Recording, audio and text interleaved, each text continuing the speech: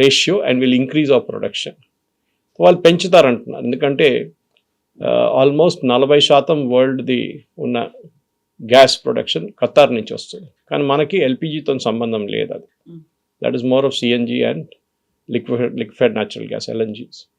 మన దగ్గర fertiliser సెక్టర్కి supply ఉంది, అది తగ్గించేస్తున్నారు, 70% చేసేస్తున్నారు. టీ గార్డెన్స్కి పంపిస్తారు, అక్కడ టీని లీవ్స్ని వీళ్ళు ఏం చేస్తారు, ఒక కైండ్ ఆఫ్ ఒక హీటింగ్ చేస్తారు, ప్రాసెస్ ఉంటుంది, దానికి 80% సప్లై పంపిస్తున్నారు. ప్రాబ్లం ఎక్కడ వస్తుందంటే మన దగ్గర చాలా మటుకు ఉన్న రెస్టారెంట్లు కానీ హాస్టల్స్ కానీ మీరు చెప్పినట్ల వాళ్ళు దీంట్లో ప్రాబ్లం వాళ్ళకి క్రియేట్ అవుతుంది.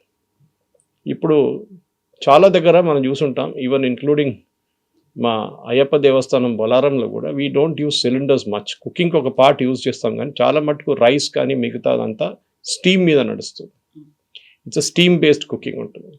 అది చాలా మటుకు సోర్సెస్ నుంచి చేసుకోవచ్చు. ఒకటి సిలిండర్ నుంచి చేసుకోవచ్చు, ఒకటి అది కాకుండా పైప్ గ్యాస్ నుంచి కూడా చేసుకోవచ్చు. మూడవది we can be done through పాత సిస్టమ్ ఆఫ్ కట్టెలు పెట్టి చేసుకోవచ్చు. అది మనం చూస్తున్నప్పుడు హలీం తయారు చేస్తున్నారు మన హైదరాబాద్లో, ఇప్పుడు సీజన్ హలీం సీజన్.